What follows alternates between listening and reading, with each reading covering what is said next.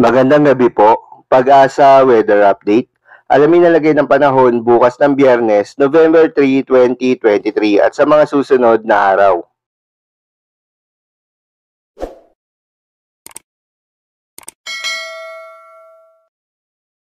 Narito ang weather update sa araw ng Huwebes, November 2, 2023. Makikita natin dito sa satellite imagery, wala naman tayong binabantayang low pressure area o anumang bagyo sa loob ng ating Philippine Area of Responsibility. Pero itong shear line ay patuloy na nakakaapekto dito sa northern at eastern section ng Northern Luzon. Kaya asahan natin na makakaranas ng maulap na panahon na may mga kasamang kalat-kalat na pag-ulan dito sa Ilocos Norte, Cagayan, Isabela at Apayao. Samantala, yung northeast monsoon naman natin ay patuloy nakakaapekto dito sa northern Luzon, extreme northern Luzon. Kaya asahan natin dito sa Batanes na makakaranas sila ng maulap na panahon na may mga pag-ulan. Para naman dito sa Metro Manila at nalalabing bahagi ng ating bansa, asahan natin ang generally fair weather na may mga tsansa pa rin ng localized thunderstorm lalo na sa hapon at sa gabi. Kaya't antabayan na natin ang mga nilalabas na thunderstorm advisory ng Pag-asa. Dako tayo sa magiging panahon natin bukas dito sa Luzon. Yung Northern Luzon pa rin, makakaranas pa rin sila ng maulap na panahon na may mga pag-ulan, dulot pa rin netong northeast monsoon or ng hanging amihan.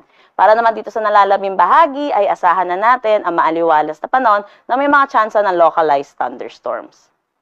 Dito sa Metro Manila, maglalaro ng temperatura between 24 to 32 degrees Celsius. Sa Lawag, 24 to 33, Tugigaraw, 24 to 30. Dito sa Baguio, 16 to 23 degrees Celsius. Sa Tagaytay naman, 21 to 29 at Legazpi, 25 to 33. Para dito sa Calayan Islands at Puerto Princesa, between 25 to 32 degrees Celsius. Para naman dito sa Visayas, asahan natin na makakaranas sila ng maaliwalas na panahon na may mga tsansa pa rin ng localized thunderstorms. Dito sa Iloilo, makaglalaro ang temperatura between 26 to 32 degrees Celsius, Cebu 26 to 32 at Tacloban 26 to 32.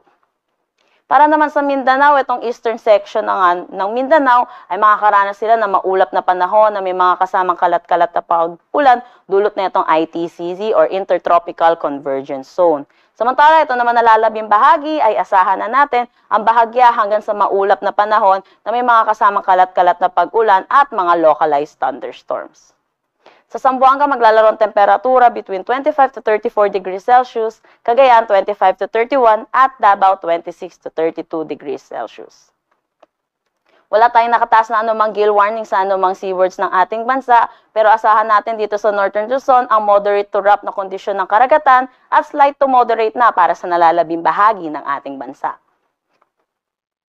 Dako tayo sa magiging panahon natin sa susunod na 3 araw sa mga piling syudad ng ating bansa. Dito sa Metro Manila, asahan natin na generally fair weather na tayo na may mga tsansa pa rin ng localized thunderstorms. Dito maglalaro ang temperatura between 25 to 32 degrees Celsius. Para naman sa Baguio, maaliwalas din na panahon ang kanilang aasahan sa mga susunod na 3 araw. Ang kanilang temperatura ay maglalaro between 16 to 24 degrees Celsius.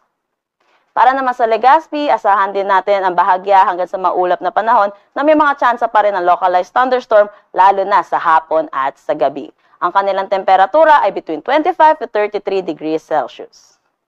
Sa Metro Cebu, asahan din natin na magiging maaliwalas ang kanilang panahon na may mga tsansa pa rin ng localized thunderstorms.